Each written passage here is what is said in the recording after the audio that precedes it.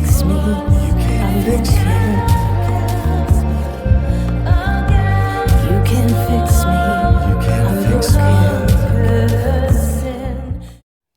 Welcome to Christianity 101. I'm Kat Lee. This week's topic, testimony.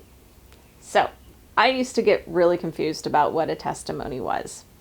When I was a kid, I kept hearing that as a Christian, I should always have my testimony ready to share so that I could witness to others.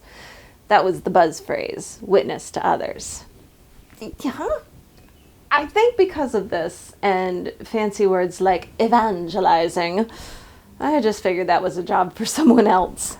Thankfully, I've noticed that those phrases aren't used much anymore. Probably because I wasn't the only one confused and put off by them. I was still confused about why anyone would be interested in my testimony, though. And I always thought that your testimony was the story of how you came to be a Christian. And some people had some really amazing and even miraculous stories. Mine wasn't. I went to a Salvation Army camp with my friend when we were 12 and answered an altar call one night during chapel. It just seemed like the logical thing to do. There's nothing miraculous in that. And how does that story help anyone decide to come to Jesus? It wasn't until much later that I figured it out. That story is my conversion story. But my testimony is how God has worked in my life. Sometimes they're one and the same, but mine isn't.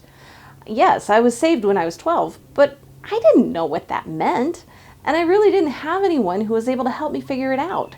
I tried to read the Bible, but because I was trying to read the King James Version, I couldn't really understand it. I actually thought that I should be able to, so I figured there was something wrong with me and just stopped. I didn't really like the church my parents went to because the music bored me. So when I could, I stopped going. The kids who invited me to the Christian events on campus when I was in college were just a little too excited, so I didn't get involved. I just kind of floated along thinking that this was all there was. I never really got the whole excited about being a Christian thing, so again, there must be something wrong with me, right? It wasn't until 10 years later that I finally started to understand and grow.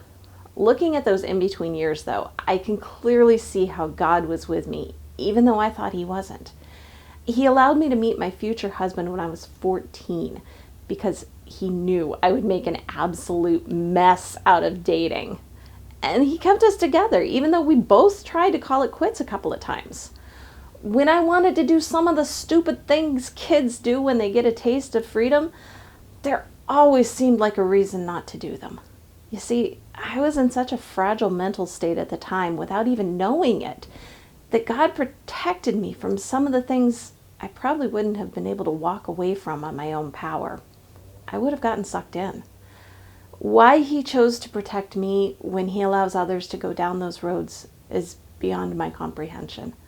My theory is that I would have gotten lost and never found my way back, while some people have the strength to get through it and come out the other side.